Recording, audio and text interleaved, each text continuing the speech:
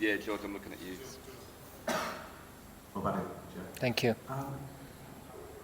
You had a bit of a run after the 19 World Cup where you were struggling a wee bit. It seems a long time ago now in ODI cricket. And then February last year, I think it was, you got 100 against Afghanistan. I think kind of you're averaging 90 or something.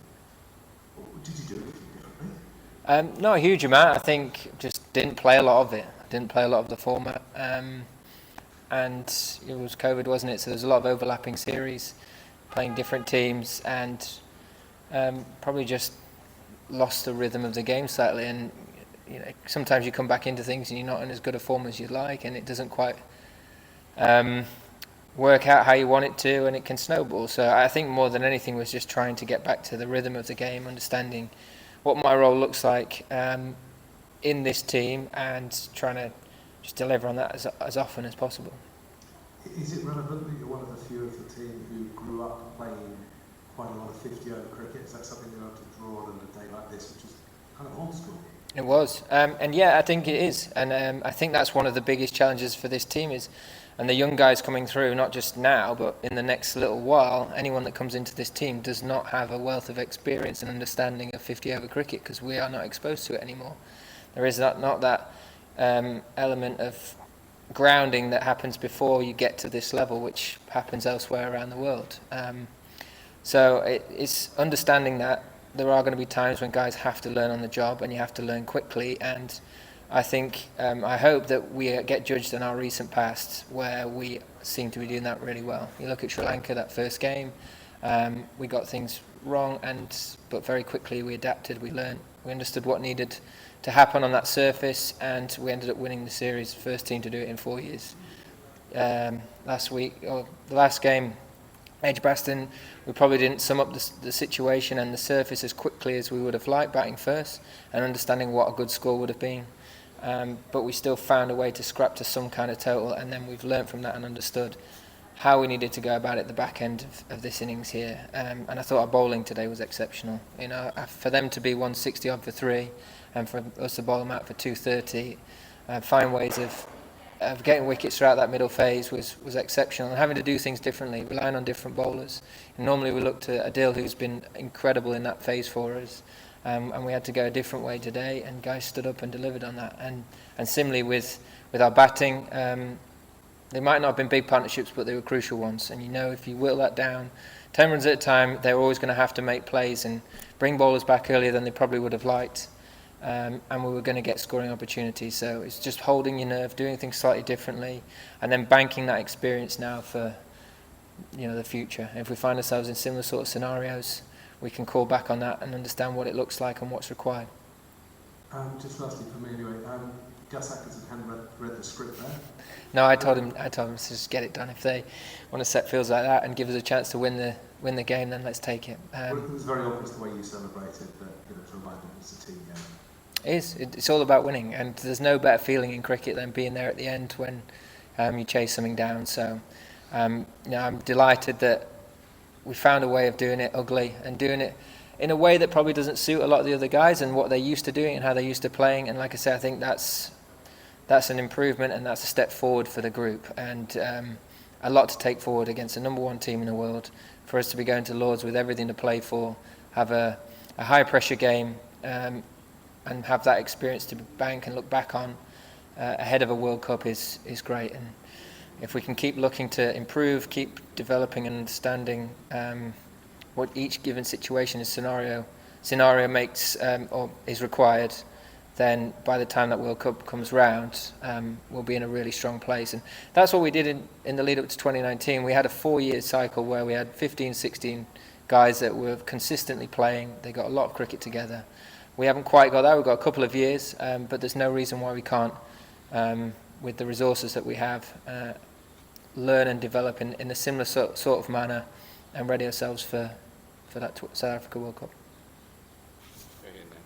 Joe, India had 3 partnerships of 50 and thereabouts among the top 5, but whenever it seemed like they were going to consolidate, a wicket fell and they had to rebuild again. Your thoughts on the striking ability of your bowling group? I thought they were brilliant today. As I mentioned, I think we found a way to get something out the surface. I don't think it was a straightforward ODI wicket, and sometimes when you're setting that can be quite difficult to gauge what a good first innings score is, and especially when you're looking at the best player to ever play this format, when he's out there and he's getting a run of ball 50, when you're sat there waiting to bat, it might be quite hard to gauge what a good score is. So I think that's the art of it. But credit to our bowlers, like I said, to keep finding ways of taking wickets, to stalling and not allow them to get that 20, 30, 40 run partnership was really important, and a really good thing for us, like I say, to have now up our sleeve and in the bank ahead of Lords.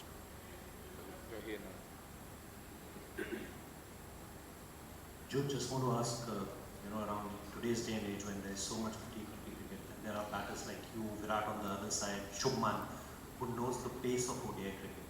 Do you think that how important is this to understand at this point of time the pace of ODI cricket, when to choose to hit a Akshar Patel and when to leave a Jasprit Bumrah? How important it is in today's day and age when there's everyone talking about strike rates and hitting it all the way from the very start, to play innings like what you did today with a strike rate of I think somewhere around between 70 and you're on the winning side? I think it comes down to just playing to win, right? You play to win in the situation and what you feel is the best way to go about that.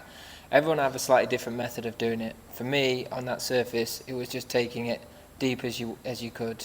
Like I say, I don't think they had a choice. They had to keep bringing back guys like Bumrah and looking to find ways of taking wickets. So you're sort of taking overs out of them at different times of the game, probably where they don't want to bowl them because they're having to find ways of getting back in or getting momentum back in their favour. So understanding, like, be brave in the sense that you can absorb pressure in this format. You don't have to do it that way. And the more that our guys can get exposed to that, because if there isn't that in the short format, clearly you don't. You've always got scoreboard pressure, and you have only got a very short amount of time to bat.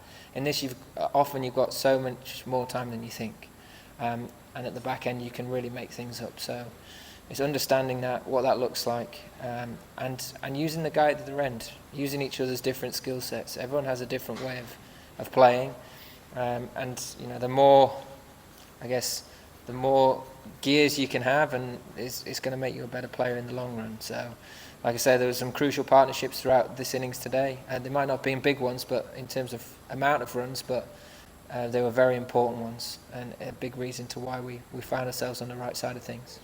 The Gill in the last two here. Yeah, sorry, can you remember the last time you were 99 not out in any game of cricket? No, I don't even know if I have been 99 not out, so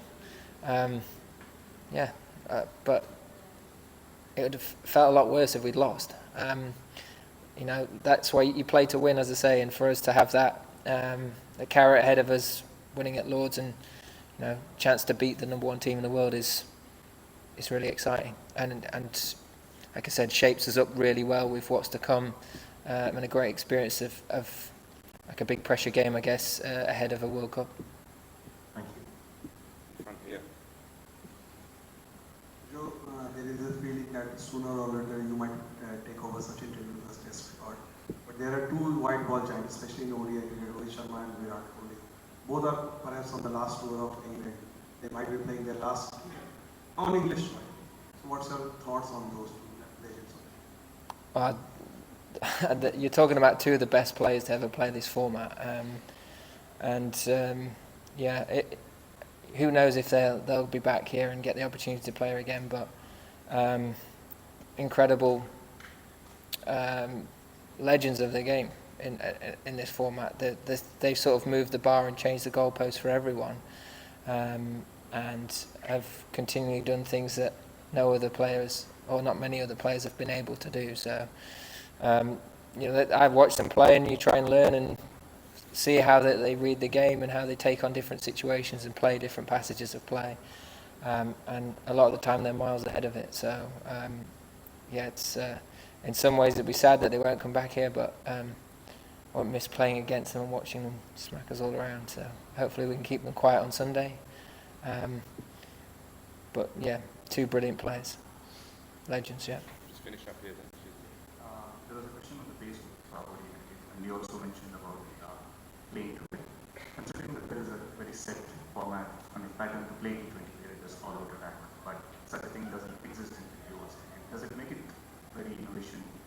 slightly down, especially when the depth of the ODI cricket is being every day. Yeah, I think you've just got to find different ways of doing it, and everyone will have their own method. Some guys will get out their tricks, and you find yourself on a really good pitch, and you need to get 400 as a par score, which could happen and has happened in. As we've seen at Southampton last year, we felt that was a good score on that service, but it wasn't sort of out of reach, and thankfully we bowled well. But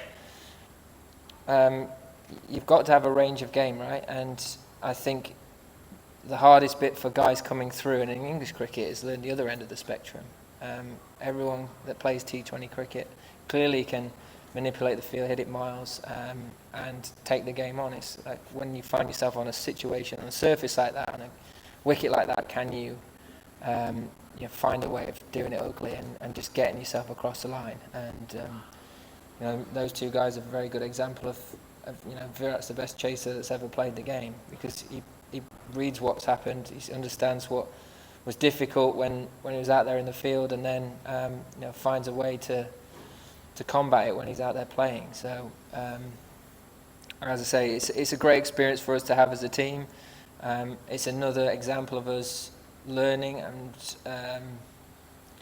improving off the back of last game, and looking forward to hopefully going on better again at Lords and taking the confidence from this and winning the series.